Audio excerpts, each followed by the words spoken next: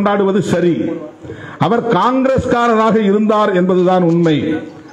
ஆனால் அவருக்கு பிஜேபி அரசாங்கம் உலகத்திலேயே உயர்ந்த சிலையை நிறுவி இருக்கிறது. காங்கிரஸ்காரங்க ஏன் கட்சிக்காரனுக்கு நீ சிலை வைக்கிறன்னு போய் தடுக்க முடியல. திமுக காரங்க போய் எம்ஜிஆருக்கு சிலை வச்சா அதிமுக காரங்க விட்டு ஒத்துவாங்களா? அல்லது திமுக ஆட்சியில் ஜெயலலிதா அம்மாவுக்கு சிலை வச்சா அதிமுக காரங்க ஒத்துக்குவாங்களா? ஆனா அந்த அதிசயம் இந்தியாவில் நடந்தது. பண்டிட் ஜவஹர்லால் நேரு பிரதமராக இருந்த போது உள்துறை அமைச்சராக இருந்த சர்தார் பட்டேல் அவர்களுக்கு பிஜேபி அரசாங்கம் குஜராத்திலே உலகத்திலேயே உயர்ந்த சிலை ஒன்றை நிறுவி இருக்கிறது. 3500 கோடி ரூபாய் செலவில். இதுதான் அரசியல். இதுதான் பிஜேபி ஸ்ட்ராட்டஜி. இதுதான் RSS அரசியல் உத்தி. காந்தியடிகளை சுட்டுக் கொன்ற ஒரு இயக்கம் RSS என்று அடையாளம் கண்ட பிறகு RSSக்கு அப்போது தடை விதித்தவர் உள்துறை அமைச்சர் சர்தார் பட்டேல். சில மாதங்களுக்கு பிறகு தடையை விலக்கிக் கொண்டு RSSஐ அவர் அங்கீகரித்தார் என்பதற்காக நன்றி கடன் செலுத்துகிற அடிப்படையில் இந்த சிலையை நிறுவியிருக்கிறார்கள். பட்டேலை போல ஏராளமானவர்கள் காங்கிரசுக்குள்ளே இருந்தார்கள். அவர்கள் அனைவரும் சேர்ந்துதான் புரட்சியாளர் அம்பேத்கர் அவர்கள் கொண்டு வந்த கோட் ஆஃப் இந்து பில் என்கிற இந்து சட்ட மசோதாவை விவாதத்திற்கே எடுத்துக்கொள்ள விடாமல் தடுத்தார்கள். காங்கிரசுக்குள்ளே இருந்த சனாதன சக்திகள். இது கசப்பான உண்மைதான், ஆனால் பேசியாக்க வேண்டிய உண்மை. காங்கிரசுக்குள்ளே இருந்தவர்கள் தான் தடுத்தார்கள். ஜவஹர்லால் நேரு ஒரு முற்போக்கான சிந்தனையாளர், மதசார்பற்ற சிந்தனையாளர். அவருக்கு அந்த கோட் ஆஃப் இந்து பில் என்கிற சட்ட மசோதாவை விவாதிக்க வேண்டும் என்கிற விருப்பம் இருந்தாலும் கூட அவருடைய சகாக்கள் அதை அனுமதிக்கவில்லை. விவாதத்திற்கே எடுத்துக் கொள்ளப்படவில்லை. கோட் ஆஃப் இந்து பில் என்கிற அந்த இந்து சட்ட மசோதா எதை அடிப்படையாக கொண்டது என்றால், இந்து மதத்திற்குள்ளே இருக்கிற பாகுபாடுகளை களைவதற்கு, டிஸ்கிரிமினேஷன், அந்த பாகுபாடுகளை களைவதற்கு ஏற்ற ஒரு சட்ட மசோதா. பெண்களுக்கு சொத்துரிமை கொடுக்கிற ஒரு சட்ட மசோதா, சதி வழக்கத்தை அழித்தொழிக்கக்கூடிய ஒரு சட்ட மசோதா, குழந்தை திருமணங்கள் கூடாது என்று மறுக்கிற ஒரு சட்ட மசோதா, ஒரு புரட்சிகரமான மாற்றங்களை இந்து மதத்திற்குள்ளே கொண்டு வந்து சிதறி கிடக்கிற அந்த மதம், அப்போது இந்து மதம் என்று அழைக்கப்படாத நிலையிலே ஆங்காங்கே சிதறி கிடந்த எல்லாவற்றையும் ஒருங்கிணைத்து இந்து என்கிற ஒரு அடையாளத்தை தருவதற்கும் வாய்ப்பை உருவாக்கிய மதம் அது. ஒரு யூனிஃபைடு ரிலீஜன், அதை உருவாக்குவதற்கான ஒரு சட்டம் மசோதா. அதை கொண்டு வரக்கூடாது என்று பெண்களை கொண்டே போராட வைத்தவர்கள் RSS, இந்து மகாசபா. நாடாளுமன்றத்திற்கு முன்னால் நூற்றுக்கணக்கான பெண்களை கொண்டு வந்து புரட்சியாளர் அம்பேத்கருக்கு எதிராக ஆர்ப்பாட்டம் நடத்த வைத்தவர்கள். அதை விவாதத்திற்கே எடுத்துக் கொள்ளவில்லை. அதுலதான் கோபப்பட்டு வெளியே வர ராஜினாமா செய்கிறார் புரட்சியாளர் அம்பேத்கர். பல காரணங்களை சொல்லுகிறார். அதில் முதன்மையான காரணம் கோட் ஆஃப் இந்து பில் விவாதத்திற்கு எடுத்துக் கொள்ளப்படவில்லை. ஜவஹர்லால் நேரு அவர்களிடத்தில் நான் பலமுறை இது பற்றி பேசியிருக்கிறேன், பலமுறை அழுத்தம் கொடுத்திருக்கிறேன். ஆனால் வேண்டும் என்றே திட்டமிட்டு அதை விவாதத்திற்கு எடுத்துக் கொள்ளவில்லை என்பது எனக்கு வேதனை அளிக்கிறது. OBC மக்களுக்கு இடஒதுக்கீட்டை உறுதிப்படுத்துவதற்கு முன்னதாக அவர்களின் நிலை குறித்து ஆராய்வதற்கு, கல்வி நிலை, பொருளாதார நிலை ஆகியவற்றை ஆராய்வதற்கு ஒரு கமிஷன் போட வேண்டும் என்று நான் வலியுறுத்தினேன். இந்த கமிஷன் போடவில்லை. திட்டக்குழுவில் யார் யாரையோ உறுப்பினராக சேர்க்கிறார்கள், பெயரை நியமனம் செய்கிறார்கள். ஆனால் உலகம் அறிந்த ஒரு எக்கனாமிஸ்ட், ஒரு பொருளியல் வல்லுநர் என்கிற பெயரை கொண்ட நான் புறக்கணிக்கப்படுகிறேன். எனக்கு அந்த முக்கியத்துவம் தரப்படவில்லை, திட்டமிட்டே புறக்கணிக்கப்படுகிறேன் என்று பல காரணங்களை சொல்லுகிறார். அதில் தி கோட் ஆஃப் இந்து பில் விவாதத்திற்கு எடுத்துக் கொள்ளப்படவில்லை. OBC மக்களுக்கான இடஒதுக்கீட்டை உறுதி செய்வதற்கு ஒரு கமிஷன் நியமிக்கப்படவில்லை என்கிற காரணங்களை சொல்லிவிட்டு தான் ராஜினாமா செய்கிறார். காங்கிரஸோடு அவருக்கு முரண்பாடு இருந்தது, இல்லை என்று நாம் மறுக்கவில்லை. அப்போது காங்கிரஸ் மட்டுமே மக்களிடத்தில் செல்வாக்கோடு இருந்தது. அப்போது பிஜேபி என்ற ஒரு கட்சியே கிடையாது. 1977 ஜனதா உருவான போது இவர்கள் ஜனசங்கமாக அந்த ஜனதா கூட்டணியில் இருந்தார்கள். அதன் பிறகுதான் அது ஜனதா என்பது உடையும் போது அதிலே பல ஜனதாக்கள் உருவாயின. ஜனதா தள் அந்த ஜனதாவிலிருந்து உருவானதுதான். ராஷ்டிரிய ஜனதா தள் அந்த ஜனதாவிலிருந்து உருவானதுதான். பாரதிய ஜனதா அந்த ஜனதாவிலிருந்து உருவானதுதான். ஜனதா தள் யுனைடெட், ஜனதா தள் செக்யூலர், இதெல்லாம் இவர்கள்லாம் எங்க இருந்தாங்கன்னா ஜனதாங்கிற கூட்டணிக்குள்ள இருந்தாங்க. மொரார்ஜி தேசாய், சரண் சிங் இவர்கள் எல்லாம் இருந்த அந்த கூட்டணிக்குள்ள இருந்தாங்க. அதுல ஒரு அமைப்பு தான் ஜனசங். ஜனசங் என்பதுதான் RSS அரசியல் பிரிவு. இந்த ஜனசங்கம் தான் பின்னாளில் பாரதிய ஜனதா என்று தன்னை அடையாளப்படுத்திக் கொண்டு தேர்தலில் நின்று 84 2 MP, 2024 விடுதலை சிறுத்தைகள் கட்சிக்கு 2 MP, 1984 பாரதிய ஜனதா கட்சிக்கு 2 MP. அந்த 2 MPயை கொண்டு அவர்கள் பல்வேறு உத்திகளை கையாண்டு பாபர் மசூதி இடிப்பு வரையில் சென்று பெரும்பான்மைவாத அரசியலை கையில் எடுத்து எங்களுக்கு சிறுபான்மையினர் வாக்குகள் தேவையில்லை என்று வெளிப்படையாக அறிவித்து சிறுபான்மை மக்களுக்கு எதிரான வெறுப்பு அரசியலை வெளிப்படையாக பேசி மதவாதத்தையே பெரும்பான்மைவாதமாக முன்னிறுத்தி அவர்கள் இந்த ஆட்சி அதிகாரத்தை கைப்பற்றினார்கள். ஆட்சி அதிகாரத்தை தக்க வைத்துக் கொள்வதற்கு தலித்துகள், பழங்குடிகளை அரவணைக்க வேண்டிய தேவை இருக்கிறது. ஏன்னா இந்தியா முழுக்க அவர்கள் இருக்கிறார்கள், மிக பெரும்பான்மை ஒரு சக்தியாக இருக்கிறார்கள்.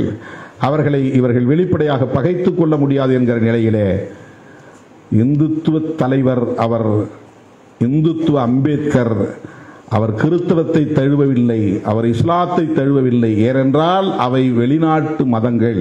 அம்பேத்கர் எந்த இடத்துலையும் அப்படி சொல்லல.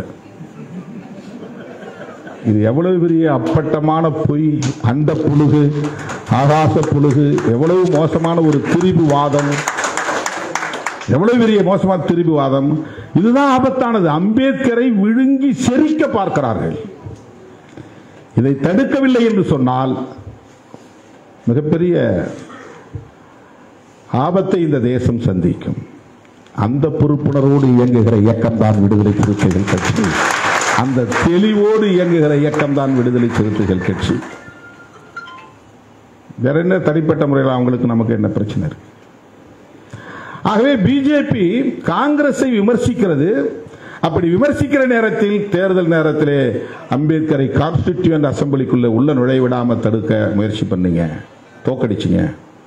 ஆனா உண்மையிலே அம்பேத்கரை பதிவு செய்திருக்கிறார். நாம அண்மையிலே வெளியிட்ட அறிக்கையை நீங்கள் படித்தால் தெரியும்.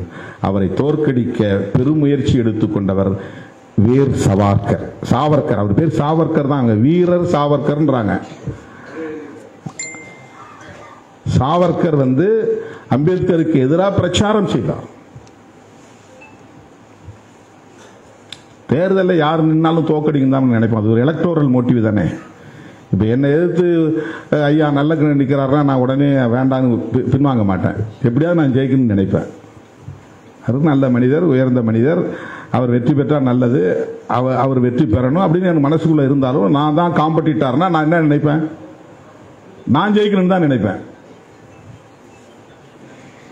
அப்போ காங்கிரஸை கடுமையாக விமர்சித்துக் கொண்டிருந்தவர் புரட்சியாளர் அம்பேத்கர். காந்தியை மகாத்மா என்று சொன்னால் அதை என்னால் ஏற்றுக்கொள்ள முடியாது என்று வெளிப்படையாக சொன்னார்.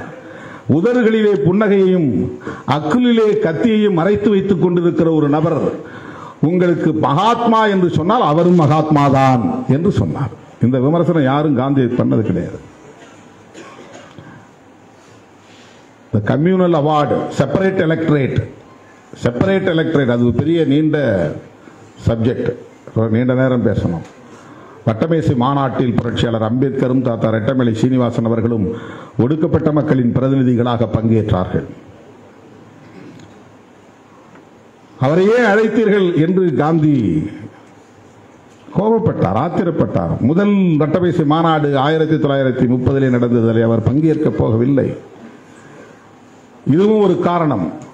அவர் என்ன சொல்றாருன்னா, நீங்க இந்து மதத்தை பிரிக்க பாக்குறீங்க, அவங்களும் இந்து தான், நாங்களும் இந்து தான், அவங்களுடைய ரெப்ரசன்டேட்டிவ் நான் தானே, பிரதிநிதி நான் தானே, அப்புறம் எதுக்கு தனியா அம்பேத்கருக்கு அழைப்பு விடுக்கிறீங்க? ரெண்டாவது மாநாட்டில் போய் வெளிப்படையா பேசுறாரு அம்பேத்கர், காந்தி. உடனே அம்பேத்கர் எழுந்து, நீங்க இந்துக்களின் பிரதிநிதி வேணா சொல்லிக்கிங்க, ஷெட்யூல் காஸ்ட் பிரதிநிதி அல்ல, நானும் என் நண்பர் ரெட்டமலை சீனிவாசனும் அவர்களின் பிரதிநிதியாக வந்திருக்கிறோம் என்று அதே வட்டமேசை மாநாட்டில் புரட்சியாளர் அம்பேத்கர் பேசினார் என்பது வரலாற்று குறிப்பு. இந்த செப்பரேட் எலக்டரேட் சம்பந்தமாக புரட்சியாளர் அம்பேத்கர் ஒரு தீர்மானம் கொண்டு வரப்போகிறார். அதை நீங்கள் ஆதரிக்க கூடாது என்று இஸ்லாமிய பிரதிநிதியாக இருக்கிற ஆகா கான் அவர்களை நேரிலே போய் பார்த்து காந்தியடிகள் அங்க லாபி பண்றார். நீங்க என்ன கோரிக்கை வச்சாலும் அந்த கோரிக்கை நான் சப்போர்ட் பண்றேன், ஆனா அம்பேத்கர் பேசக்கூடிய கருத்துக்கு நீங்க ஆதரவு தெரிவிக்க கூடாது, முஸ்லிம்கள் எதிர்ப்பு தெரிவிக்கணும். இப்ப ஆகா கான் சொல்லி இருக்கிறாரு, அவர்களும் ஒடுக்கப்பட்டவர்கள் தான், சிறுபான்மையினர் தான், அவர்களின் கோரிக்கைக்கு நான் ஒருபோதும் எதிராக இருக்க மாட்டேன் என்று மறுதளித்திருக்கிறார். இஸ்லாமிய தலைவர் ஆகா கான் மறுத்திருக்கிறார். இது அம்பேத்கருக்கும் காந்திக்கு இருந்த சண்டை. பல முறை கடிதம் எழுதுறார். வட்டமேசை மாநாட்டை முடிச்சுட்டு அவர் இந்தியாவுக்கு திரும்பின பிறகு கடிதம் எழுதுறார், தயவு செய்து நீங்கள் எந்த காரணத்தை முன்னிட்டும் ஷெட்யூல் காஸ்ட் ஷெட்யூல் ட்ரைப்ஸ் மக்களுக்கு தனி வாக்காளர் தொகுதியை தந்துவிடக் கூடாது, இரட்டை வாக்குரிமையுள்ள தனி வாக்காளர் தொகுதியை தந்துவிடக் கூடாது, separate electorate with dual voting rights தரக்கூடாது. பொது தொகுதியில் நிற்கிறவங்களுக்கு எஸ்சி மக்கள் ஓட்டு போடலாம், அதே தொகுதியில் ஒரு தலித் நிப்பாட்டுவாங்க, 2 இரட்டை உறுப்பினர் முறை, அந்த ஒரு தலித்துகளுக்கு எஸ்சி மக்கள் மட்டும்தான் ஓட்டு போடணும், தலித் மக்களுக்கு தலித் அல்லாதவர்கள் வாக்களிக்க கூடாது. இதை 30, 31, 32 வட்டமேசை மாநாட்டில் அப்பவே பேசியிருக்கிறார் அம்பேத்கர். 1952 தான் முதல் பொது தேர்தல் இந்தியாவில் வருது. ஆனால் 20 ஆண்டுகளுக்கு முன்பே அவருக்கு ஒரு லாங் விஷன், எஸ்சி அல்லாதவர்கள் ஓட்டு போட்டா பொம்மைகளை தான் தேர்ந்தெடுப்பாங்க, அவர்களுக்கு யார் கை கட்டி நிற்கிறானோ வாய்ப்பத்தி இருக்கிறானோ அவனை தான் தேர்ந்தெடுப்பாங்க, அதனால எஸ்சிக்கான பிரதிநிதியை தேர்ந்தெடுக்க எஸ்சி மக்கள் மட்டுமே ஓட்டு போட வேண்டும், அது ஒரு வாக்குரிமை. அதே தொகுதியில் இருக்கிற பொது வேட்பாளருக்கும் இவன் வாக்களித்தால் தான் இந்த ரிலேஷன்ஷிப் இருக்கும், சோசியல் ரிலேஷன்ஷிப் நீடிக்கும், பொலிட்டிக்கல் ரிலேஷன்ஷிப் அரசியல் உறவு இருந்தால்தான் சமூக உறவு நீடிக்கும். அதனால பொது வேட்பாளரை தேர்ந்தெடுப்பதற்கு ஒரு வாக்கு, தங்களின் வேட்பாளர்களை பிரதிநிதியை தேர்ந்தெடுப்பதற்கு இன்னொரு வாக்கு, இந்த 2 வாக்குரிமைகளை தலித்துகளுக்கு மட்டுமல்ல சிறுபான்மை சமூகத்தவருக்கு வழங்க வேண்டும். மைனாரிட்டிஸ், முஸ்லீம் ரெப்ரசன்டேட்டிவ் நான் முஸ்லீம் ஓட்டு போட்டு தேர்ந்தெடுக்க கூடாது, தலித் ரெப்ரசன்டேட்டிவ் யாரோ அவரை நான் தலித் யாரும் ஓட்டு போட்டு தேர்ந்தெடுக்க கூடாது. இதுதான் அவர் கேட்ட செப்பரேட் எலக்டரேட். இதை கொடுக்க கூடாது என்று சொன்னவர் யார்? காந்தியடிகள். முஸ்லீம்களுக்கு வேண்டுமானால் கொடுத்து விடுங்கள், கிறிஸ்தவர்களுக்கு கொடுங்கள், சீக்கியர்களுக்கு கொடுங்கள், அவர்கள் எங்கள் மதம் இல்லை, வேறு மதம். தலித்துகளுக்கு கொடுக்காதீர்கள், அவர்கள் இந்துக்கள். நீ அப்படி கொடுத்தால் அவர்களை இந்து மதத்தில் இருந்து பிரித்து இந்து மதத்தை பலவீனப்படுத்தி விடுவீர்கள், பிளந்து விடுவீர்கள். இதுதான் அவருடைய கன்டென்ஷன், வாதம். யாரு? காந்தியடிகள். இவர் கடிதம் எழுதிட்டு வேற ஒரு போராட்டத்தில் கைதாகி பூனா சிறையில் இருக்கிறார்.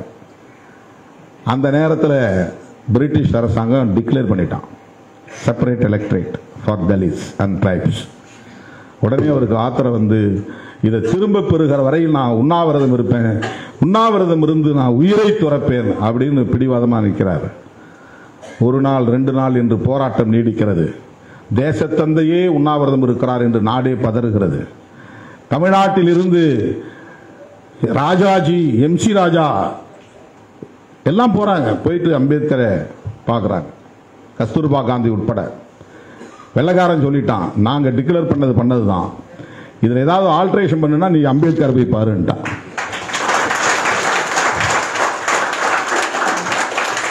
அவர் ஏதாவது மாற்று செயல் திட்டம் கொடுத்தா நாங்கள் கன்சிடர் பண்றோம்ட்டான். வேற வழி இல்லாமல் எல்லாரும் போய் அம்பேத்கரை சந்திக்கிறாங்க. அம்பேத்கர் சொல்றாரு, ஒரு நபர் உயிருக்காக இவ்வளவு தூரம் பதறீங்க, கோடிக்கணக்கான மக்களின் எதிர்காலம் என்னாவது என்று கேட்டார்.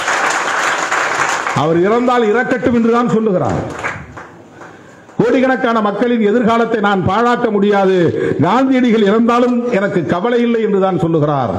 கட்டாயப்படுத்தி அவரை அழைத்துக் கொண்டு போய் நீங்கள் சந்தியுங்கள், அதன் பிறகு முடிவு செய்யலாம் என்று சந்திக்க வைக்கிறார்கள்.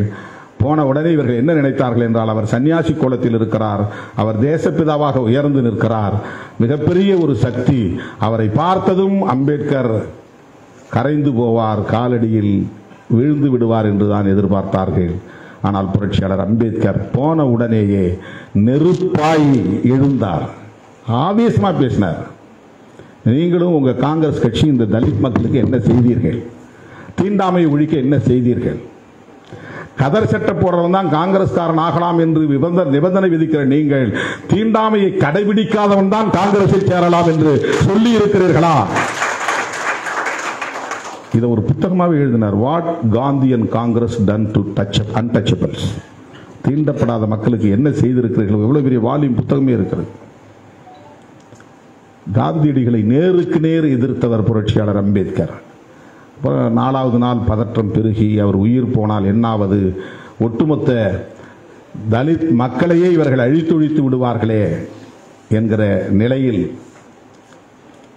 அவர் பூனா ஒப்பந்தத்தில் கையெழுத்திடுகிறார். காந்தி கையெழுத்திடல, அம்பேத்கரும் அவருடைய பிரதிநிதிகளும் கையெழுத்திட்டார். அது ஒரு நீண்ட வரலாறு, அதுக்குள்ள போனா மணிக்கணக்கில் நீளும். காந்தியோடு அப்படி முரண்பட்டார் அம்பேத்கர் என்பதற்காக சொல்லுகிறேன். காங்கிரஸை கடுமையாக விமர்சித்தார் அம்பேத்கர் என்பது உண்மைதான். ஏன் இந்த ரெண்டு கட்சிகளும் பாகுபாடுகள் நிறைந்த இந்துத்துவத்தை அல்லது இந்து மதத்தை பாதுகாக்க வேண்டும் என்பதில் உறுதியாக இருக்கிறார்கள். அதுதான் அம்பேத்கருக்கு இருந்த கோபம். இதை இன்றைக்கு பிஜேபி விமர்சிக்கிறார். இதை எடுத்து சொல்லுகிறார்கள். நேரு, காந்தி இவர்கள்லாம் அம்பேத்கர் நீங்க அரவணைத்தீர்களா? எதிர்த்தவர்கள் தானே, தோற்கடித்தவர்கள் தானே.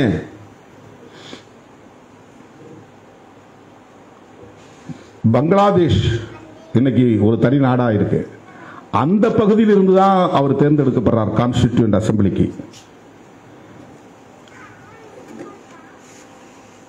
நாடு பிரிவினையான பிறகு அவருடைய உறுப்பினர் பதவி தானாக இழந்து போகிறது.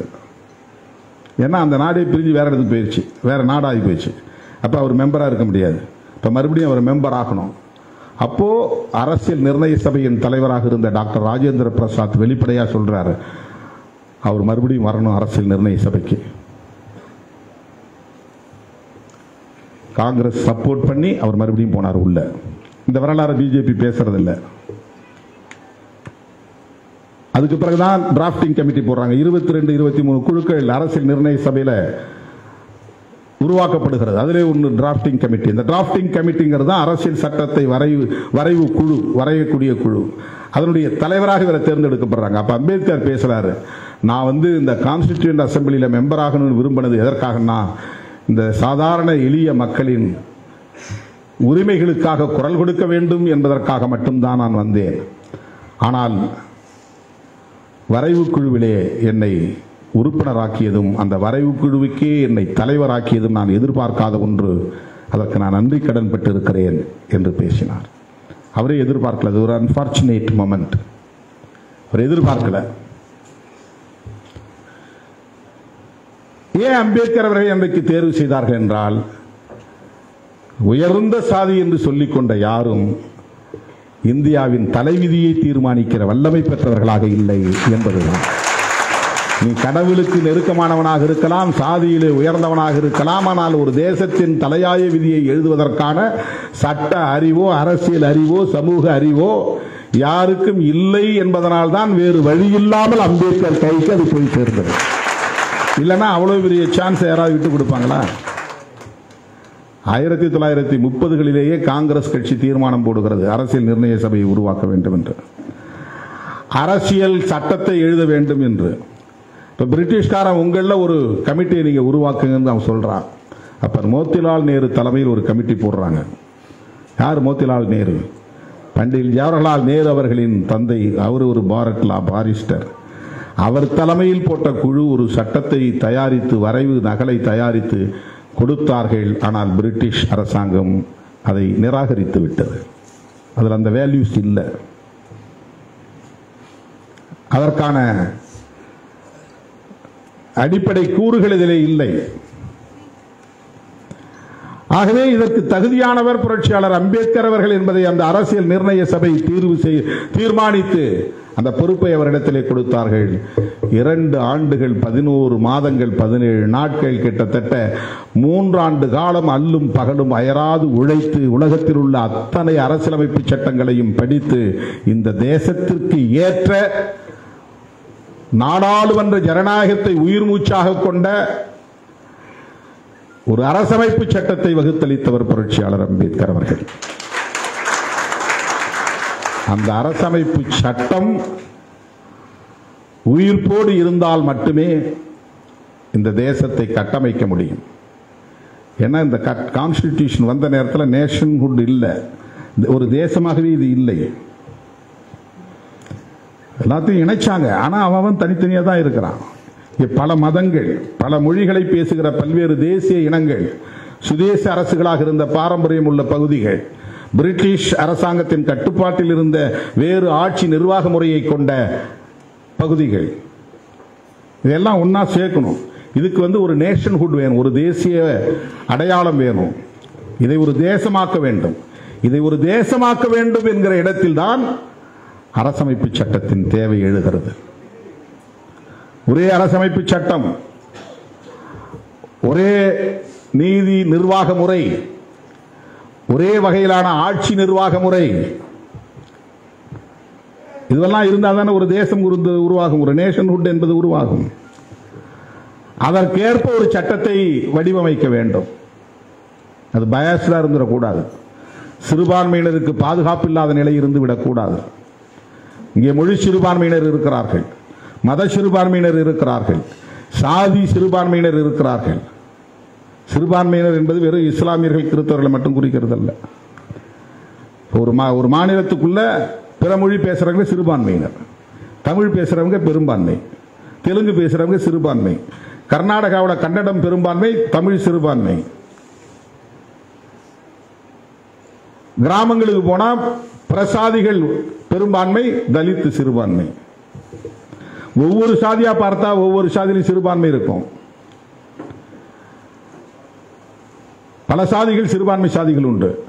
ஆனா எஸ்சி நான் எஸ்சி என்றால் எஸ்சி சிறுபான்மை, நான் எஸ்சி பெரும்பான்மை. எல்லா சாதிகளும் ஒரு தெருவில் குடியிருப்பாங்க. இந்த ஒரு சாதி மட்டும் தனியாக குடியிருக்கும். இந்த ஒரு சாதியை அவர்கள் ஒதுக்கி வைத்தவர்கள் இல்லை, இவர்களை ஒதுங்கி வாழ்ந்தவர்கள். உங்களோடு நாங்கள் சேர முடியாதுன்னு ஒதுங்கி வாழ்ந்தவர்கள். நீங்க பிற்போக்குத்தனமான புராண நம்பிக்கைகளை கொண்டவர்கள், நாங்கள் பௌத்தத்தை பின்பற்றிய பகுத்தறிவாளர்கள் என்று இவர்கள் ஒதுங்கி நின்றவர்கள். அதுதான் வரலாறு. ஆக இப்படிப்பட்ட ஒரு சமூக கட்டமைப்பை கொண்ட ஒரு நிலப்பரப்பை ஒரே தேசமாக்க வேண்டும். அப்படி ஆக்குகிற போது எதிர்காலத்தில் பாகுபாடுகளற்ற ஒரு சமூகமாக இது மாற வேண்டும். பாகுபாடுகளற்ற ஒரு சமூகம் என்றால் டிஸ்கிரிமினேட்டரி சொசைட்டி என்று இருக்கிற இந்த நிலையை மாற்றி ஈக்குவாலிட்டி என்பது இங்கே நிறுவப்பட வேண்டும், சமத்துவம் இங்கே நிறுவப்பட வேண்டும். சனாதன இந்தியாவை மாற்றி சமத்துவ இந்தியாவை உருவாக்க வேண்டும். அப்படின்னா ரொம்ப ரொம்ப முக்கியமான தேவை என்னவாக மாறுகிறது என்றால், தோழர் சொன்னார், இங்க 3 விஷயத்தை சொன்னார். மத சார்பின்மை, கூட்டாட்சி, சமூக நீதி சொன்னார்.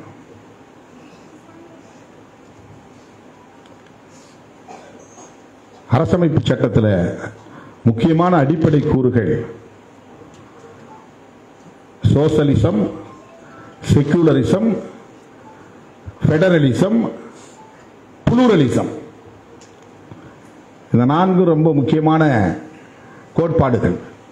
சோசலிசம் என்பது சமதர்மம், செக்குலரிசம் என்பது மதசார்பின்மை, பெடரலிசம் என்பது கூட்டாட்சி தத்துவம், புளூரலிசம் என்பது பன்மைத்துவம். இந்தியாவுக்குள்ள எத்தனை மதங்களும் இருக்கலாம், புளூரலிசம். எத்தனை மொழியை பேசக்கூடிய தேசிய இனங்களும் இருக்கலாம், புளூரலிசம், பன்மைத்துவம். அவரவருக்கு அந்தந்த தனித்துவம் பாதுகாக்கப்பட வேண்டும். ஆனால் ஒரு நேஷன்ஹுட் உருவாக வேண்டும். இது எவ்வளவு பெரிய சிக்கலான ஒரு வாழ்க்கை முறை பாருங்க. எத்தனை தேசிய இனங்களும் இருக்கலாம், எத்தனை மதங்களும் இருக்கலாம். அந்த பன்மைத்துவம் பாதுகாக்கப்படுகிற அதே சூழலில் ஒரு தேசம் உருவாக வேண்டும், ஒரு நேஷன்ஹுட் என்பது உருவாக வேண்டும், இது ஒரு தேசமாக உருவாக வேண்டும். அங்கே பாகுபாடுகள் அற்றதாகவும் இருக்க வேண்டும், பாகுபாடுகள் அற்றதாக இருக்க வேண்டும். அதுதான் அடிக்கோடு. டிஸ்கிரிமினேஷன் இருக்கக்கூடாது. இந்த நேம் ஆஃப் காஸ்ட், இந்த நேம் ஆஃப் ரிலீஜன், இந்த நேம் ஆஃப் ஜெண்டர், ஆண் பெண் என்கிற அடிப்படையில் பாகுபாடுகள் இருக்கக்கூடாது. இந்து இந்து அல்லாதவர்கள் என்கிற பாகுபாடுகள் இருக்கக்கூடாது. உயர்ந்த சாதி தாழ்ந்த சாதி என்கிற பாகுபாடுகள் இருக்கக்கூடாது. வர்ணாசிரம அடிப்படையில் பாகுபாடுகள் இருக்கக்கூடாது. பாகுபாடற்ற ஒரு தேசத்தை கட்டமைக்க வேண்டுமானால் மதசார்பின்மை என்பது இந்த தேசத்தின் ஆன்மாவாக இருந்தாக வேண்டும். ஏன் மதசார்பின்மை? நீ குடிமகனாக இருக்கிறவன் எந்த மதத்தையும் பின்பற்றலாம், அரசாங்கம் எந்த மதத்தையும் சார்ந்து இருக்கக்கூடாது. அதுதான் மதசார்பின்மை. எல்லா நாடுகளுக்கும் அரச மதம் இருக்கிற போது ஏன் இந்தியாவுக்கு அரச மதம் இருக்கக்கூடாது? இது லாஜிக்கல் கொஸ்டின். RSS கேட்கறது ரொம்ப லாஜிக்கலான ஒரு கொஸ்டின். பிஜேபி கேட்பது லாஜிக்கல் கொஸ்டின் தான். தர்க்க ரீதியாக பார்த்தால் இது சரி.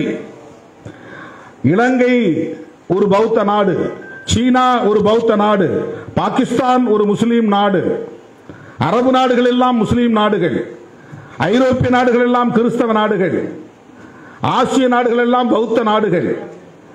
ஆசியா கண்டத்திற்குள்ளே சிக்கியிருக்கிற இந்தியா மட்டும் மதசார்பற்ற நாடாக இருக்க வேண்டுமா? இந்தியாவுக்கு ஏன் மதம் அரச மதம் இருக்கக்கூடாது? நல்ல கேள்வி, அருமையான கேள்வி, லாஜிக்கலான கேள்வி. ஆனால் எந்த மதத்தை அரச மதமாக அறிவிப்பது? பாகுபாடுகளற்ற ஒரு மதம் தேவை. கிராமம் கிராமமாக இங்கே சாதி அடிப்படையில் உயர்வு தாழ்வு என்கிற கொடுமை நீடிக்கிறது. சரிபாதியாக மக்கள் தொகையில் இருக்கிற பெண்கள் இங்கே சூத்திரர்களாக நடத்தப்படுகிற கேவலம் இருக்கிறது. அவர்களுக்கும் தீட்டு உண்டு, அவர்களுக்கு சொத்துரிமை இல்லை, அவர்களுக்கு அதிகாரம் இல்லை, அவர்களுக்கு கல்வி இல்லை, அவர்கள் மிக கொடூரமான முறையிலே நசுக்கப்படுகிற அவலம் தொடர்கிறது. இதற்கெல்லாம் எது காரணம்? இவற்றை இங்கே கட்டமைத்திருக்கக்கூடிய ஒரு கோட்பாடு. அந்த கோட்பாடு எது? சனாதனம். அந்த சனாதனத்தை அடிப்படையாக கொண்ட மதம் எது? அதுதான் நீ சொல்லுகிற இந்து மதம். இந்து மதமே அரச மதமாகிவிட்டால் பாகுபாடு என்பது சட்டப்பூர்வமானதாக மாறிவிடும். சனாதனமே இங்கு சட்டப்பூர்வமானதாக மாறிவிட்டால் இந்த டிஸ்கிரிமினேஷன் பர்பச்சுவேட் ஒன் என்று மாறிவிடும், நிலையானதாக மாறிவிடும். ஆகவே இந்தியாவை பொறுத்தவரையில் கிறிஸ்தவத்தை அரச மதமாக அறிவிக்க முடியாது, இஸ்லாத்தை அரச மதமாக அறிவிக்க முடியாது, அல்லது சீக்கியத்தை சிறுபான்மை ஒரு அமைப்பாக இருக்கிற அந்த மதத்தை அறிவிக்க முடியாது. பெரும்பான்மை மக்கள் பின்பற்றக்கூடிய இந்து மதத்தை அறிவிக்க வேண்டுமானால் இந்து மதம் அடிப்படையில் பாகுபாடுகள் நிறைந்த ஒரு மதமாக இருக்கிறது. வர்ணாசிரம தர்மம் என்கிற சனாதன தர்மத்தை உயிர் மூச்சாக கொண்டிருக்கிறது. அந்த மதத்தை அரச மதமாக அறிவிக்க முடியாத ஒரு நெருக்கடி. ஆகவே ஸ்டேட் ரிலிஜன் இல்லை. எனவே இது அடிப்படையில் செக்யூலர் ஸ்டேட். இந்த கான்ஸ்டிடியூஷன் என்பது செக்யூலர் கான்ஸ்டிடியூஷன். அதை ரொம்ப புத்திசாலித்தனமா அந்த வார்த்தையை கொண்டு வராமலேயே புரட்சியாளர் அம்பேத்கர் கான்ஸ்டிடியூஷனை செக்யூலர் கான்ஸ்டிடியூஷனா உருவாக்கிட்டார். அதை கீழே வரக்கூடிய அடுத்தடுத்த ஆர்டிகல்ஸ்ல கொண்டு வரார். ஏன் காங்கிரஸோடு நாம் நிற்கிறோங்கிறதுக்கு இந்த ஒரே ஒரு இடத்தை நான் சொல்ல விரும்புறேன். அன்றைக்கு சனாதனத்தின் மீது பெரிய நம்பிக்கை கொண்டவராக இருந்தவர் காந்தியடிகள். இந்து மதத்தை காப்பாற்ற வேண்டும் என்று போராடியவர் காந்தியடிகள். சாதி இருக்க வேண்டும், தீண்டாமைதான் இருக்க வேண்டாம், கூடாது என்று சொன்னவர் காந்தியடிகள். முற்பிறவியும் உண்டு, அடுத்த பிறவியும் உண்டு, இவர்களெல்லாம் இந்த துன்பத்தை அனுபவிப்பதற்கு போன ஜென்மத்திலே செய்த பாவம்தான் என்ற நம்பிக்கையெல்லாம் கொண்டவர் காந்தியடிகள். ஆனால் அந்த காந்தியிடம் இருந்த ஒரு முக்கியமான ஒரு பண்பு, இந்த அரசுக்கு அரச மதம் வேண்டாம் என்று உறுதியாக இருந்தார். இந்து ஸ்டேட் ரிலிஜனாக இருக்கக்கூடாது என்கிற மதசார்பின்மையில் உறுதியாக இருந்தார். எனக்கு மதத்தின் மீது நம்பிக்கை உண்டு, இந்த அரசுக்கு மதம் வேண்டாம். அவர் மட்டும் நினைச்சிருந்தா ஜவஹர்லால் நேருவை கூப்பிட்டு, நீ அம்பேத்கர் மாதிரி சிந்திக்காத, இது நம்முடைய நாடு, நம்முடைய தேசம், அவனுக்கு இஸ்லாம் ஒரு மதமாயிருச்சு, பாகிஸ்தானுக்கு அது அரச மதமாக இருக்கிறது, நாம் இந்துவை இந்து மதத்தை இந்த தேசத்தின் அரச மதமாக அறிவிக்க வேண்டும், இந்த நாட்டை இந்து ராஷ்டிரா என்று அறிவிக்க வேண்டும், அல்லது அது பாகிஸ்தான் என்றால் இது இந்துஸ்தான் என்று அறிவிக்க வேண்டும். இந்த கருத்தை ஜவஹர்லால் நேருவிடத்திலே காந்தி சொல்லி இருந்தால் நேருவால் மீறி இருக்க முடியாது. ஏனென்றால் பட்டேலை பிரதமராக்க வேண்டும் என்று ஒரு குழு முயற்சித்த போது நேருவை பிரதமராக்கியவர் காந்தியடிகள். அந்த நேரு அவர்களால் காந்தியின் சொல்லை மீறி இருக்க முடியாது. ஆனால் காந்தியடிகள் இவ்வளவு பெரிய சனாதன நம்பிக்கையாளராக இருந்தாலும் கூட ஹரே ராம் ஹரே ராம் ஹரே ராம் என்று மூச்சுக்கு முன்னொரு முறை ராமருடைய பெயரை உச்சரித்த காந்தியடிகள் நாத்துராம் கோட்சே சுட்ட போது கூட ஹரே ராம் என்று சொல்லிக் கொண்டுதான் மண்ணில் சரிந்தார். அப்படிப்பட்ட ராம பக்தராக இருந்த காந்தியடிகள் இந்த தேசத்திற்கு அரச மதம் வேண்டாம் என்பதில் உறுதியாக இருந்தார். காந்தியடிகள் இந்த இடத்தில் தான் அம்பேத்கரோடு இந்த புள்ளியில் தான் இணைகிறார். நேருவுக்கு மதசார்பின்மையில் நம்பிக்கை இருந்தது, அவரை வழிநடத்திய காந்தியடிகளுக்கு மதசார்பின்மையிலே நம்பிக்கை இருந்தது. அரசமைப்பு சட்டத்தை வடிவமைத்த புரட்சியாளர் அம்பேத்கருக்கும் மதசார்பின்மை என்பதுதான் கோட்பாடு. மூன்று பேரும் இதிலே ஒரே புள்ளியில் இணைந்தார்கள். அதனால் கான்ஸ்டிடியூஷனில் மதம் அரச மதம் அறிவிக்கப்படவில்லை. அது ஒரு செக்யூலர் கான்ஸ்டிடியூஷனாக உருவானது. ஆனால் பிரியாம்பிள் அது நேரு அவர்களால் கொண்டு வரப்பட்ட தீர்மானத்தின் அடிப்படையில் தான் வருகிறது. அந்த பிரியாம்பிள் தான் புதிய இந்தியாவை கட்டமைப்பதற்கான கோட்பாட்டு அறிக்கை. அதுதான் மேனிஃபெஸ்டோ ஆஃப் மாடர்ன் இந்தியா. எப்படி ஒரு கம்யூனிஸ்ட் அறிக்கையை கார்ல் மார்க்சும் ஏங்கல்ஸும் வெளியிட்டார்களோ அதை போல ஒரு புதிய இந்தியாவை கட்டமைப்பதற்கான ஒரு அரசியல் அறிக்கை தான், கோட்பாட்டு அறிக்கை தான் பிரியாம்பிள். அதில் நான் சொன்ன அந்த இசம் 4: சோசலிசம், செக்யூலரிசம், பெடரலிசம், புளூரலிசம். அதற்கு பிறகு மிக முக்கியமான 4 கோட்பாடுகள்: justice, liberty, equality and fraternity. 4 pillars of the Constitution. இந்த 4ம் தான் அரசமைப்பு சட்டத்தின் மிக முக்கியமான அடிப்படை கூறுகள். அதுல செக்யூலர் என்கிற எந்த வேர்டும் இல்லை இந்த 4 கோட்பாடுகளையும், அந்த 4 இசத்திலும் கிடையாது. அது கான்ஸ்டிடியூஷன்ல செக்யூலர்ங்கிறது இல்லை. டிஃபைன் பண்றார் யூனியன் கவர்மெண்ட் என்ன. we the people of India having solemnly resolved to constitute அப்படின்னு தொடங்கக்கூடிய அதுல இந்த கவர்மெண்ட் என்னவா, எப்படிப்பட்ட கவர்மெண்டா இருக்கும்? Sovereign democratic republic. இந்திய அரசு இறையாண்மையுள்ள ஜனநாயக குடியரசு. 1976 மிசா அறிமுகமாகிறது, maintenance of internal security act. அதுதான் மிசான்னு சொல்றோம். இந்திரா காந்தி தேர்தலில் தோற்று போறாங்க, வழக்கிலையும் அவங்க தோல்வியை உறுதிப்படுத்துறாங்க. அவங்க அதிகாரத்தை தக்க வைக்கணும்னு ஒரு முடிவெடுத்து அவங்க குடியரசுத் தலைவரை பயன்படுத்தி மிசாவை கொண்டு எதிர்க்கிற எல்லா எதிர்க்கட்சி தலைவர்களையும் சிறைப்படுத்தி 20 அம்ச திட்டத்தை கொண்டு வராங்க. அதைத்தான் என்ன சொல்றாங்க, எமர்ஜென்சி நீங்க கொண்டு வந்தீங்க, அந்த எமர்ஜென்சியால கான்ஸ்டிடியூஷனல் வேல்யூஸ் எல்லாம் அடிபட்டு போச்சு அப்படின்னு காங்கிரஸ் மேல இவங்க குற்றம் சாட்டுறாங்க. அந்த நேரத்தில் இந்திரா காந்தி அம்மையார் செய்த ஒன்று ரொம்ப கவனமா நீங்க கேட்கணும் தோழர்களே.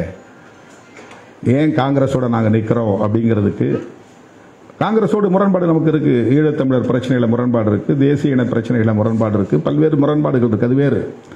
ஆனால் அரசமைப்பு சட்டத்தின் பிரியாம்பிள் என்கிற முகப்புரையிலே திருத்தம் கொண்டு 3 சொற்களை இணைக்கிறார்.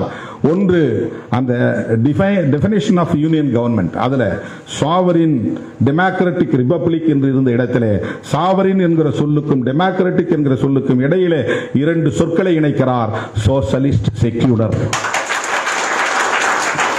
இன்றைய கான்ஸ்டிடியூஷன்ல யூனியன் கவர்மெண்ட்னா என்ன? Sovereign, socialist, secular, democratic republic. இறையாண்மையுள்ள, சமதர்மம் உள்ள, மதசார்பற்ற ஜனநாயக குடியரசு. இதுதான் டெல்லியில் இருக்கிற யூனியன் கவர்மெண்ட். இந்த சோசலிஸ்ட், செக்யூலர்ங்கிற 2 வார்த்தை அவர்களுக்கு உறுத்துகிறது. 3வது வார்த்தை என்னன்னா, ஃப்ரெட்டர்னிட்டி என்பதை விவரிக்கிற இடத்துல இன்டெகிரிட்டி என்கிற ஒரு வார்த்தையையும் இந்திரா காந்தி அம்மையார் இணைக்கிறார். 3 சொற்கள்: சோசலிஸ்ட், செக்யூலர், இன்டெகிரிட்டி. இந்த இன்டெகிரிட்டியை பற்றி அவனுக்கு கவலை இல்லை. இந்த சோசலிஸ்ட், செக்யூலர் ரெண்டையும் எடுக்கணும். பாரதிய ஜனதா கட்சியை சார்ந்த டாக்டர் சுப்பிரமணிய சுவாமி வழக்கே போட்டார், இந்த 2 சொல்லையும் எடுக்கணும் அப்படின்னு. எந்த அளவுக்கு அவங்க கான்ஸ்டிடியூஷனை நீர்த்து போக செய்ய வேண்டும் என்பதில் உறுதியாக இருக்கிறார்கள், தெளிவாக இருக்கிறார்கள். பல அமைப்புகள் அப்படி புதுசாக நாங்களே கான்ஸ்டிடியூஷன் உருவாக்கிட்டு உத்தரப்பிரதேசத்தை அறிவிச்சான். இந்த தேர்தலுக்கு முன்னால சங்கராச்சாரியார் சபான்னு ஒரு அமைப்பு, அந்த அமைப்பு அறிவிச்சது 2024 தேர்தலில் மீண்டும் பிஜேபி தான் ஆட்சிக்கு வரும். ஆட்சிக்கு வந்தால் நாங்கள் எழுதியிருக்கிற இந்த டிராஃப்டிங் கமிட்டி கான்ஸ்டிடியூஷன், அந்த டிராஃப்டிங் கான்ஸ்டிடியூஷன் டிராஃப்டட் கான்ஸ்டிடியூஷன் தான் சட்டமாக போகுது. அது நடைமுறைக்கு வந்துச்சுன்னா டெல்லி தலைநகரமாக இருக்காது, காசி தான் தலைநகரமாக இருக்கும். இப்போ பறக்கிற இந்த கொடி தேசிய கொடியாக இருக்காது, ஸ்வஸ்திக் போட்ட காவி கொடி தான் தேசிய கொடியாக இருக்கும். முஸ்லீம்கள், கிறிஸ்தவர்கள் இந்த நாட்டில் வாழலாம், பிசினஸ் பண்ணலாம், ஓட்டு போட முடியாது. இதெல்லாம் கான்ஸ்டிடியூஷன்ல அவன் எழுதின இந்த டிராஃப்ட்ல சொல்லி இருக்கிறான். அதை அனௌன்ஸ் பண்ணான் ஒருத்தன். அதுல 2 பேர் ரிட்டையர்டு சுப்ரீம் கோர்ட் ஜட்ஜஸ் வேற கமிட்டியில் இருக்கிறாங்க. நாம வேற என்னவோ பார்த்துட்டு உட்காந்துருக்கோம், வெறும் எலக்டோரல் பாலிடிக்ஸ் மட்டும் பார்த்துருக்கோம். அவங்க எந்த அளவுக்கு ஐடியாலஜிக்கலா வேலை செஞ்சுட்டு இருக்கிறாங்க, எவ்வளவு தொலைநோக்கு பார்வையோட வேலை செய்து கொண்டு இருக்கிறார்கள். அப்போ சோசலிஸ்ட், செக்யூலருங்கிறத அவங்க கண்ணை உறுத்தக்கூடிய நெருடல். இதை கொண்டு இணைச்சது இந்திரா காந்தி அம்மையார். மிசா காலத்திலே கொண்டு சேர்த்தார். இன்னும் 10 வருஷத்துக்கு பின்னால RSS காரன் ஆட்சிக்கு வந்தாலும் வருவான். அவன் வெளிப்படையா ஸ்டேட் ரிலீஜன் அறிவிக்கிறதுக்கு வாய்ப்பு இருக்கு. அதை இப்பவே நாம் உறுதிப்படுத்தணும். ஏற்கனவே இம்ப்ளைடு தான் என்றாலும் கூட அதை எஸ்டாப்ளிஷ் பண்ணணும் என்கிற அடிப்படையில் ஏற்கனவே ஸ்டேட் ரிலீஜன் இல்லை என்பதை கூட அதை உறுதிப்படுத்தணும் என்பதற்காக செக்யூலர் என்கிற வார்த்தையை இணைத்தவர். இப்ப நேருவுக்கும் மதசார்பின்மையிலே நம்பிக்கை இருக்கிறது, அவருடைய மகள் இந்திரா காந்தி அம்மையாருக்கு மதசார்பின்மையிலே நம்பிக்கை இருக்கிறது. இன்றைக்கு அவருடைய பேரன் ராகுல் காந்திக்கு மதசார்பின்மையிலே நம்பிக்கை இருக்கிறது. அதனால்தான் நேருவின் கொள்ளு பேரனாக இருக்கிற ராகுல் காந்தி கான்ஸ்டிடியூஷனை எடுத்து உயர்த்தி பிடிக்கிறார்.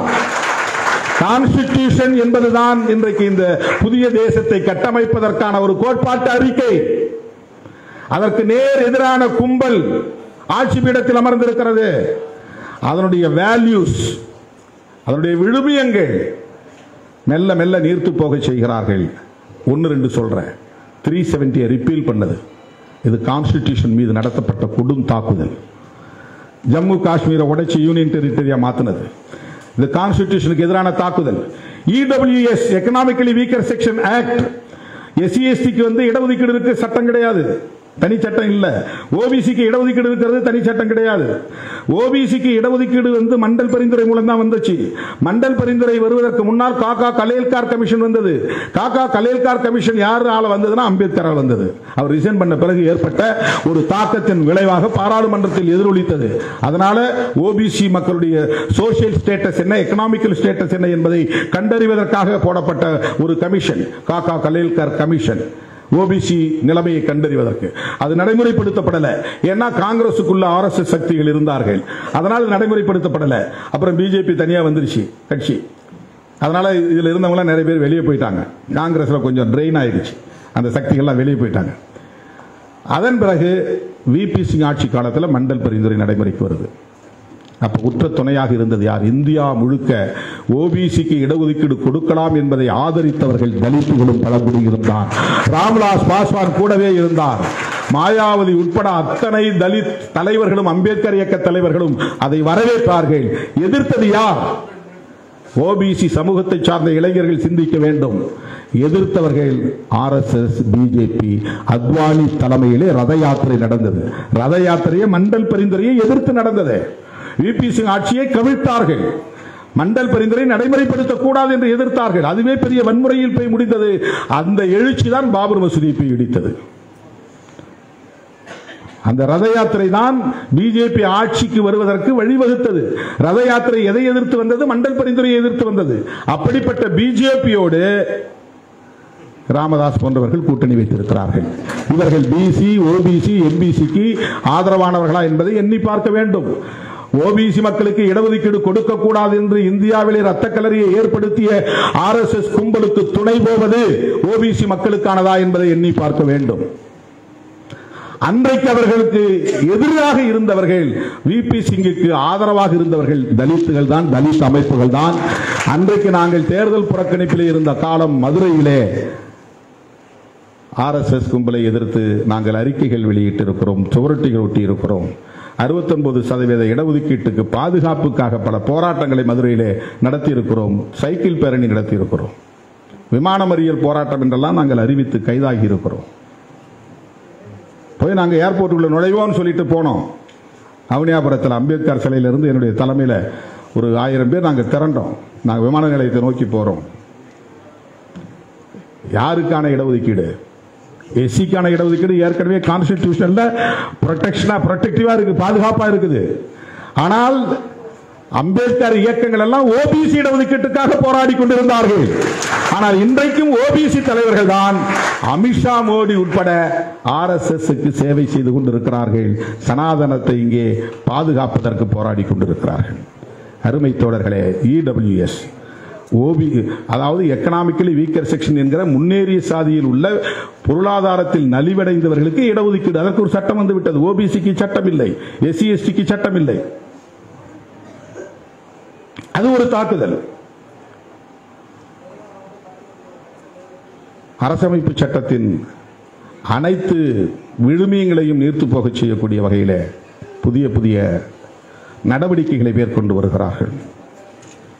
சோசியல் ஜஸ்டிஸ், சமூக நீதி, அதுதான் சமூக ஜனநாயகத்திற்கான அடிப்படை. சமூக ஜனநாயகம் என்ன? ஒரு ஓட்டு சொன்னார் Aazhi Senthilnathan, one man one vote one value. இது பொலிட்டிக்கல் டெமோக்ரசி. ஒரு மனுஷனுக்கு ஒரு ஓட்டு ஒரே மதிப்பு. அம்பானி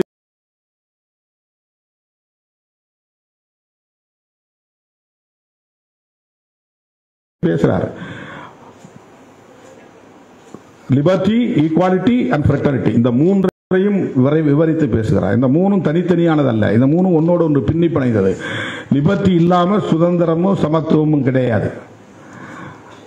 சமத்துவம் இல்லாமல் சுதந்திரமும் சகோதரத்துவமும் கிடையாது. சகோதரத்துவம் இல்லாமல் சுதந்திரமும் சமத்துவமும் கிடையாது. இந்த மூணும் ட்ரினிட்டி என்று சொல்கிறார்.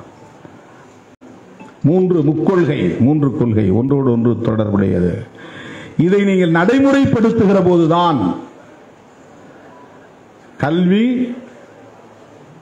சுகாதாரம், வேலைவாய்ப்பு, பொருளாதார மேம்பாடு போன்றவற்றை உறுதிப்படுத்தும் போதுதான் சோசியல் டெமோக்ரசி என்பது நடைமுறைக்கு வரும். சோசியல் டெமோக்ரசி இல்லாமல் பொலிட்டிக்கல் டெமோக்ரசி நீடிக்காது. அது ஒரு எதேச்சதிகாரமாக மாறிப்போம். இப்ப எதேச்சதிகாரத்தை நோக்கி தான் போகுது. One nation one election.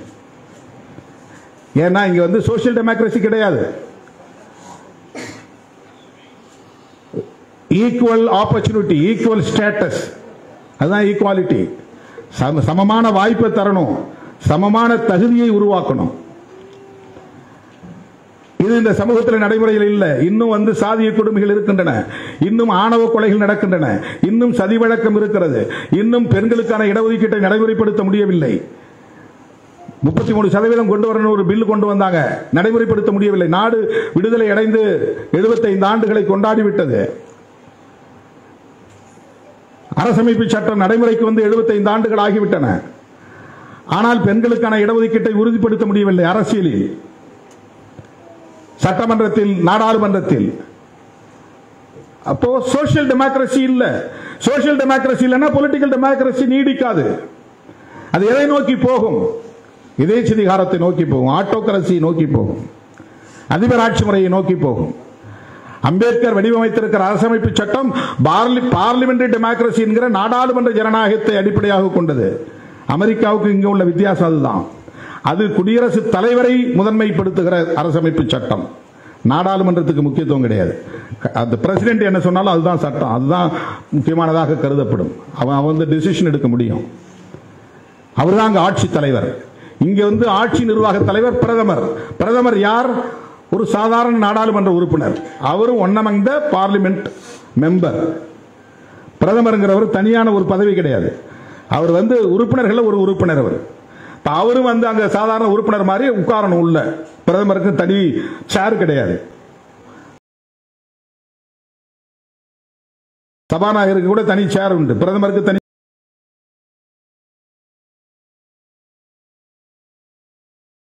Share கிடையாது. முதலமைச்சர் தான் தனி நாற்காலி, அவையை நடத்தக்கூடிய அவைத்தலைவர். முதலமைச்சர் யாரு? சாதாரணமான சட்டமன்ற உறுப்பினர் தான். அவங்க கட்சி அவர் கையில அந்த முதலமைச்சர் அதிகாரத்தை கொடுத்திருக்கு, அவ்வளவுதான். பிஜேபி அவங்க கையில எங்களுக்கான நாடாளுமன்ற குழு தலைவர் இவர் தான், இவர் பிரதமர் பொறுப்புல உட்கார்ந்து இருப்பாரு அப்படின்னு அவங்க சொல்றாங்க. அப்போ நாடாளுமன்றம் தான் சுப்ரீமோ, நாடாளுமன்றம் தான் சுப்ரீமோ, பிரசிடென்ட் சுப்ரீமோ கிடையாது. அவர் ஒரு மன்னர் மாதிரி. இப்ப பார்லிமெண்ட் லண்டன்ல இங்கிலாந்துல ஒரு மன்னர் இருக்கிறாரு, மன்னருக்கு அதிகாரம் கிடையாது, அங்க பார்லிமெண்ட் தான் அதிகாரம். அதே வடிவத்தில் இந்த பார்லிமெண்டரி டெமோக்ரஸி தான் முக்கியமானது. என்னன்னா ஆளுங்கட்சி எந்த நேரத்தில் எதிர்கட்சி செக் வைக்க முடியும், நம்பிக்கையில்லா தீர்மானம் கொண்டு வர முடியும், ஆட்சியை கவிழ்க்க முடியும். வாஜ்பாய் ஆட்சியை கவிழ்க்க முடிந்தது, விபி சிங் ஆட்சியை கவிழ்க்க முடிந்தது. இந்த அதிகாரம் மக்கள் கையில் இருக்கிறது. எப்படி மக்கள் கையில் இருக்குன்னா எதிர்கட்சி உறுப்பினர்கள் வடிவத்தில் இருக்குது, மக்கள் கையில் இருக்கு. இந்த நாடாளுமன்ற ஜனநாயகத்தினுடைய சிறப்பு இதுதான். இந்த நாடாளுமன்ற ஜனநாயகத்தை செக் அண்ட் பேலன்சஸ் என்கிற வகையில் இருக்கிற இந்த ஜனநாயகத்தை சிதைக்கக்கூடிய வகையில் 5 வருஷம் ஒரு சிங்கிள் லார்ஜஸ்ட் பார்ட்டி ஆட்சிக்கு வந்துச்சுன்னா அறுதி பெரும்பான்மை தேவையில்லை, பாதிக்கு மேல இருக்கணும் அப்படின்னு தேவையில்லை. எல்லா கட்சிகளுடையும் பெரிய கட்சியா இது வந்திருக்குது, இவங்க ஆட்சிக்கு வரலாம். ஆட்சிக்கு வந்த பிறகு 5 வருஷம் அவனை யாரும் கேள்வி கேட்கக்கூடாது, நம்பிக்கையில்லா தீர்மானம் கொண்டு வரக்கூடாது, ஆட்சியை கழுக்கக்கூடாது, ஸ்டேபிள் கவர்மெண்ட் கொண்டு வரணும். இந்த ஃபிக்ஸட் டேர்ம், அதான் ஒன் நேஷன் ஒன் எலெக்ஷன். இதுதான் ஆட்டோகிரசி, இது டெமோக்ரசி கிடையாது. அந்த நிலைக்கு கொண்டு போயிருது, எதேச்சதிகார போக்குக்கு கொண்டு போய் விட்டுவிடும். எனவே சோசியல் டெமோக்ரசி என்பதையும் புரட்சியாளர் அம்பேத்கர் மிக ஆழமாக பேசுகிறார். அருமை தோழர்களே, இப்படிப்பட்ட கான்ஸ்டிடியூஷனல் வேல்யூஸ் யாரும் விவாதிக்கல. நான் எனக்கு கிடைச்ச 2 நிமிஷம் நான் பேசினேன். நான் எழுந்த உடனே சொன்னேன், இந்த அவையில் விவாதம் நடந்து கொண்டிருக்கிறது.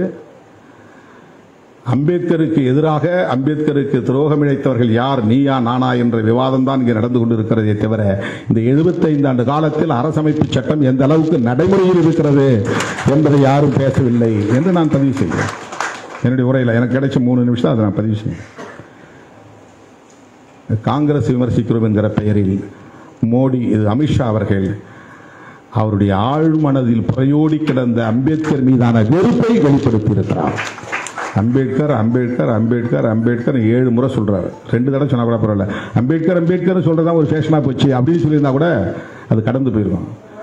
அம்பேத்கர் அம்பேத்கர் அம்பேத்கர், நாடே அம்பேத்கர் பெயரை உச்சரிக்கிறது என்று அவருக்கு ஒரு இரிட்டேஷன் இருக்கு, தாங்கிக் கொள்ள முடியல, ஒரு ஒவ்வாமை, அலர்ஜி.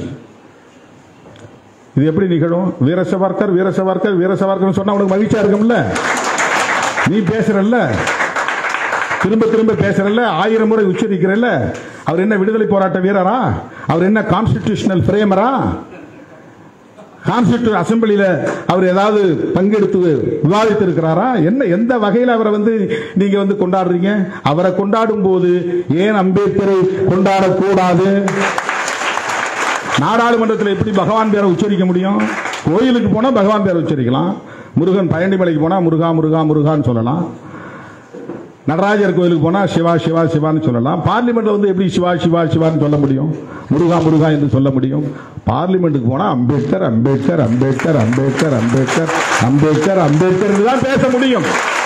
அவர் கான்ஸ்டிடியூஷன் மேக்கர், அவர் தானே கான்ஸ்டிடியூஷன் உருவாக்கினார். நீ எதை பேசினாலும் கான்ஸ்டிடியூஷனை தொடாம பேச முடியாது, எதை பேசினாலும் கான்ஸ்டிடியூஷனை தொடாம பேச முடியாது. எவ்வளவு பெரிய செக் வச்சிருக்காரு பாருங்க அம்பேத்கர், அவருடைய அறிவாக்கலாம்.